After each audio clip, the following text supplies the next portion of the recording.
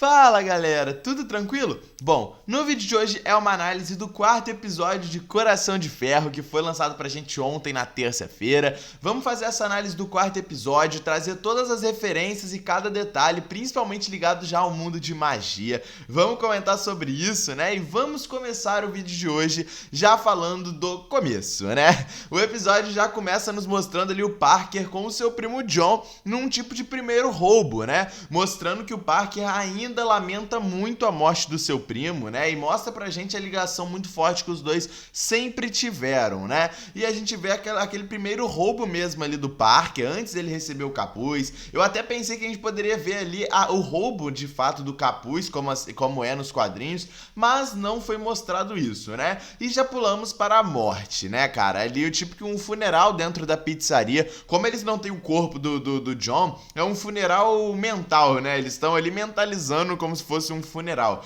E a gente vê a tensão que está estampada na cara da Riri, né? O próprio Parker tá o tempo inteiro olhando para a Riri e vê o quanto ela tá tensionada. Enquanto cada um do grupo ali vai falando uma coisa que gostava no John, a Riri tá completamente tensa. Isso só prova pra gente que o Parker já sabe de tudo e ele já sabia, né? Com o final do último episódio, do terceiro, né? Vemos ali a própria Riri estudando ali o tecido do capuz, né? E ela vendo as dimensões ali do tecido e falando que não é uma compreensão dela. Ela não tem como ver isso aqui. Ela até fala, né, que estudou para ver se era material Kree, fazendo referência aí aos Krees, né, a grande raça aí que é inimiga dos Skrulls. Ela também fala que analisou se era material Stark, né, fazendo referência ao Tony Stark.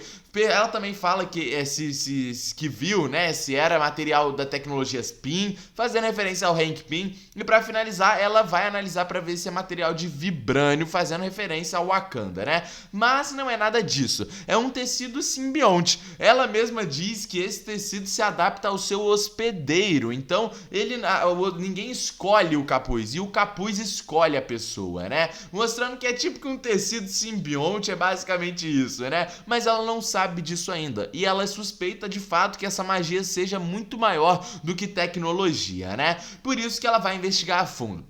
A gente vê que o tecido ali tá invisível, né? Que o tecido vai ficando invisível, volta ao normal, vai ficando invisível naquele potinho. Isso mostra a instabilidade que aquele tecido está tendo, né? E isso é até confirmado mais pra frente no episódio, mostrando que por ser, né, alguma coisa relacionada à magia, tá com uma instabilidade muito grande, né, galera? Eu vou comentar mais disso. A Natalie, então, né, questiona ali a Riri por que ela não vai pedir conselho pra sua amiga Shuri, fazendo referência óbvia à Shuri, né, de Pantera Negra e tal, já que as duas são amigas agora depois de Wakanda para sempre. A própria Riri comenta dos acontecimentos ali no oceano, aquela luta final que nós tivemos de Pantera Negra 2, né? Mas ela tá com muito medo. E é por isso que ela vai fazer aqueles relógios para o Xavier e para sua mãe, para proteger eles de qualquer tipo de ameaça, né? A gente vê que a Riri vai até também o Ezekiel Stane para conversar com ele, mas é tarde demais. Ezekiel Stane foi pego pela polícia. Ué, mas por quê? Aquele materialzinho, aquela biomalha que ficou na cena do crime, né, do último roubo, tava com DNA da Riri. Muito pelo contrário, galera. Apesar de poder ter até um DNA ali da Riri, né? O que provavelmente não tem, porque senão ela seria incriminada. Aquele material é obra, né, do Ezekiel Stane. Então quem se ferrou não foi a Riri. O problema com a polícia é do Ezekiel Stane, coitado. O cara se ferrou legal. Pegaram todas as coisas dele, todos os objetos, todos os seus projetos, coitado. E isso é falado até, né, na TV, como ninguém sabe quem foi o Obadiah Stane de verdade e qual o legado que ele deixou sendo um vilão do Homem de Ferro, né? É falado ali no jornal que o Ezekiel Stane estava desonrando o legado do seu pai, que morreu em um acidente de avião, o que a gente sabe que é mentira, né? E que ele estava desonrando o legado dos Stanes, e isso era uma afronta a todo o legado do seu pai, né? E a gente vai ver nessa cena, né, mostrando quanto o Ezequiel tá abalado com aquilo tudo, porque ele não tem nada a ver com aquilo ali, sabe? E ele foi incriminado por todo aquele crime que aconteceu lá naquela estufa que a gente viu no último episódio. Esse é o passado do vilão. O começo do passado passado do vilão, né? Eu já falei com vocês no episódio passado e agora eu reforço. Ezekiel Stane nos quadrinhos é um vilão do Homem de Ferro. Já foi vilão até do Capitão América. Então, era questão de tempo ele virar um vilão aqui na série também. E ele já está virando depois desse passado que a Riri Williams disponibilizou pra ele, né? A Riri vai encontrar com ele na prisão, a gente vê esse encontro e ele tá muito bravo com ela, pô, obviamente, cara. Meteu ele na prisão, sabe, com o seu equipamento, toda a sua tecnologia foi retirada da sua posse, ele não tem mais nada que é dele, né?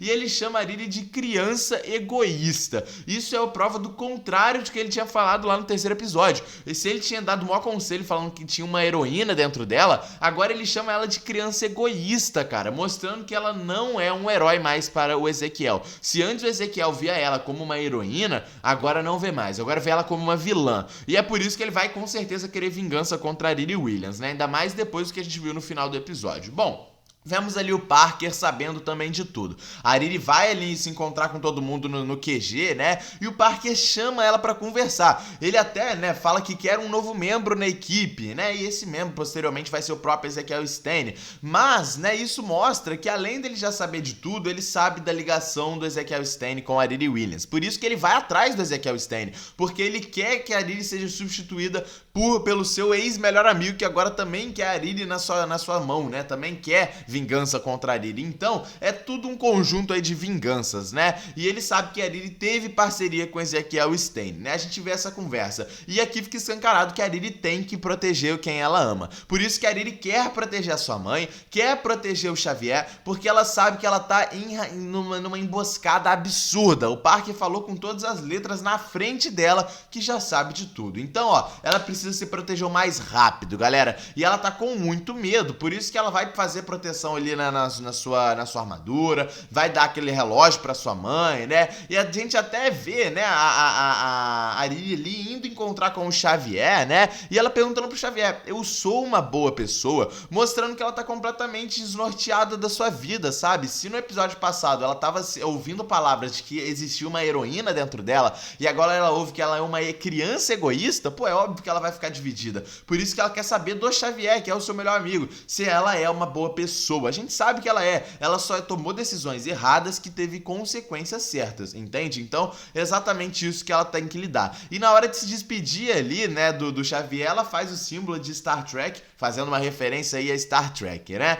Vemos ali a Riri com a sua mãe, né? Uma tensão absurda, além dela não conseguir dormir. Ela tá ali conferindo as câmeras sempre, vai dormir com o seu traje pra se proteger. A sua mãe tá vendo uma série com barulhos de tiro e aí entra aquele airbag de estufa na sua mãe, né? Que loucura foi aquela ali, cara. Pô, coitada da mãe dela. E elas têm uma conversa muito boa, uma conversa de abertura mesmo, onde a mãe dela fala, pode contar comigo, sabe? Você pode falar o que você quiser, vamos atrás de alguma coisa, né? Vamos atrás do que você quiser. E a Riri fala que precisa ir atrás de alguém que entende magia. Por isso vai até aonde, né? A sua amiga, a mãe, né? A amiga ali da mãe da Riri, naquela loja de doces. A própria Riri até brinca, né? Que eles vão fazer ali com magia. E, né, a mãe da Riri brinca falando que Willy Wonka sempre usou magia, né? O que é uma piada e uma referência ao Willy Wonka, né? E a famosa fábrica de chocolate, né? Onde, né? O Willy Wonka se diz usar magia nas suas fórmulas ali de doce. A gente vê magia de verdade na loja. Exatamente, é apresentado pra gente pela primeira vez a Zelma Statham, galera. É isso mesmo. Essa garotinha que agora vai ser uma amiga aí da Riri, né? Que nos quadrinhos é uma feiticeira que foi treinada no Camartage, tá? E inclusive ela nos quadrinhos faz parte da equipe Strange Academy, né? A Academia do Estranho. Essa equipe, né? Meio de feiticeiros jovens que tem uma série confirmada já pro Disney Plus, tá? Então a gente pode ter a Zelma Statham aparecendo nessa série quando ela voltar à produção, né? A produção dela tá pausada. E vemos ela ali usando ali um feitiço de transporte, né, cara? Muito maneiro. Agora já começou a usar feitiço escancarado, né? E elas vão ali para outra realidade. Elas lidam ali até como se aquilo ali fosse completamente normal, né? Elas estão em outra dimensão. Não é outro universo, tá? É outra dimensão ali, uma dimensão com uma sala de bruxaria delas ali. Elas vão analisar ali o pedaço do capuz, né? E é falado que o capuz é muito antigo, né? Tem uma datada muito alta, né? e que ele é de outra realidade, provando pra gente o ponto, né, de que realmente fazia parte de um demônio, assim como nos quadrinhos. Nos quadrinhos, o demônio que pertence ao capuz e a bota, né, também é de outra realidade, também é de outra dimensão, é de uma dimensão sombria. Então isso aqui é confirmado pela gente aqui, pela mãe da Zelma Statham, né, pela senhora Statham e pela própria Zelma Statham também, né. E ali é falado sobre o Camartage, galera. Ali não sabe o que é o Camartage, né? Mas a gente sabe o que é. E isso aqui abre brecha para muitos semi-feiticeiros dentro da Marvel, tá? Pessoas que tiveram aprendizado no Camartage, mas não se tornaram feiticeiros, como é o caso da senhora Statham, a mãe aqui da Zelma Statham, né? Ela teve ali treinamento no Camartage, mas não se tornou uma feiticeira, né? É também referenciado o Doutor Estranho. A Zelma até pergunta, vocês nunca ouviram falar do Doutor Estranho, né? Fazendo referência ao próprio Stephen Strange, que tá desaparecido aí desde, né, de 2022, desde Doutor Estranho 2, né? E é falado ali sobre uma magia má. No momento, né, em que elas fazem um experimento ali, a Zelma com a sua mãe, com, né, o capuz, fazem alguma feitiçaria ali, dá um resultado meio gosmento na parede. E aquilo ali é completamente ruim, né? Aquilo ali mostra que o capuz vem de uma realidade obscura, de entidade obscura, né? De uma entidade obscura, e que aquilo ali pertence a uma entidade. E a própria mãe da Zelma fala, não mexe mais com isso, porque isso aqui é uma magia má. Não fica brincando com isso aqui. Tecnologia, cara, pode cair na mão boa ou nas mãos ruins.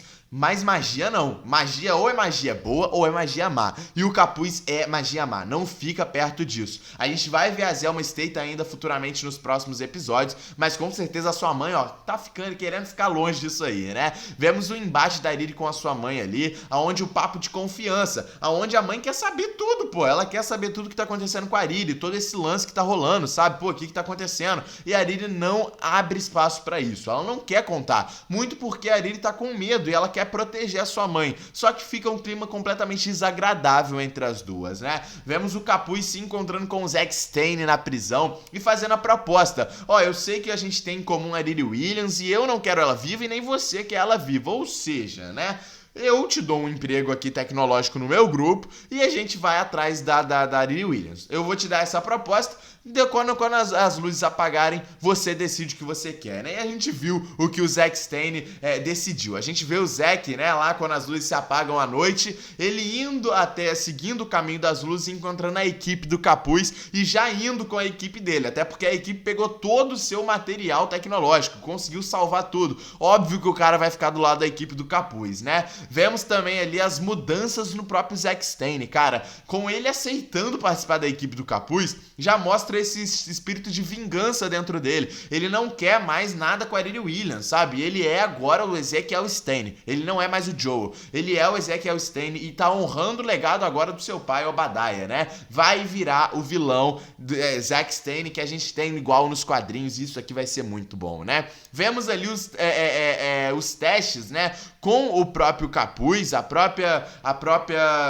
Riri Williams fazendo ali alguns testes ali naquele laboratório do Zack Stane, né? Fazendo vários testes e nada consegue quebrar aquele capuz. Nada consegue fazer nada. Até porque provavelmente é pelo fato do capuz ser de outra realidade. Então não tem, né, como aquele capuz sofrer nenhum tipo ali de... aquele pedaço de capuz sofrer nenhum tipo de mudança com aqueles testes da Riri. A gente até falado sobre ele, porque que ele fica invisível e normal do nada, ele fica alterando. Isso é porque ele tá em outra realidade. Isso aqui a gente já viu inclusive em Aranha Verso, né, do Miles Morales. Quando alguma coisa de outra realidade fica em outra, ela fica meio blipada, né? E é o que tá acontecendo com esse pedaço de capuz, cara. Vemos ali a Riri se encontrando novamente com o Xavier à noite agora, né? Quando a Riri tem mais um ataque de pânico naquela lata velha. E é naquele momento que nós vemos o Xavier encontrando pela primeira vez com a Natalie, a sua irmã, né? A gente teve essa adaptação aqui na série, né? Onde a Natalie é a irmã do Xavier aqui na série. E o Xavier não aceita, até porque ele não quer presenciar mais isso. Ele também não quer sofrer. Ele tá passando pelo mesmo momento de negação que a Riri passou quando ela conseguiu criar a Natalie ele por holograma, mas isso aqui é temporário. Com certeza o Xavier vai se adaptar e não vai ser por muito tempo que a Riri vai ficar sem ninguém. Ela não tem mais a Natalie do seu lado, porque a Natalie não acreditou quando a Riri quis, né, meio que apagar ela da existência porque o Xavier pediu, e ela também não tem o Xavier do seu lado. Então a Riri agora não tem ninguém, galera. Por isso que agora a coisa vai apertar. Até porque a gente vai ver o novo Zack Stane, né? Onde a própria sanguessuga brinca, né? Falando que ele tá parecendo o Jason Statham, né? O nosso querido ator Jason Statham, porque ele ficou careca. E ele vai ficar com certeza com um visual bem parecido dos quadrinhos, né? Nos quadrinhos o Zack Stane, no momento mais vilanesco dele, ele usou um visual careca, né? Mas ele também já usou um visual com cabelinho mais curto. Então, quando o cabelo crescer, vai ficar provavelmente com esse visual, né? Mas esse é o novo Zack Stane, onde ele vai passar por experimentos, galera. E experimentos que vão mexer, com a sua mentalidade, pra ele não poder nunca mais ir pro lado da Riri Williams e com isso se tornar um grande vilão de posse do Parker Robbins, do nosso capuz. Até porque no computador está mostrando que agora o Zack Stane, ele é propriedade do Parker, galera. No momento em que a máquina chega aqui, na mente dele, no cérebro dele e faz a mudança, ele vai ficar agora do mal e ele pertence ao Parker. O que o capuz mandar, Zack Stane vai fazer, né? E termina o episódio com o capuz falando pra toda a sua equipe: Riri Williams matou o John. Eu quero a cabeça dela pra ontem. E acaba o episódio, mostrando que agora todo mundo vai atrás da Riri e a coisa vai ficar mais séria, até porque ela não tem mais ninguém do seu lado, galera. Comenta o que vocês acharam desse episódio. Deixa o like aí no vídeo, se inscreve no canal. Tamo junto e é nóis, galera.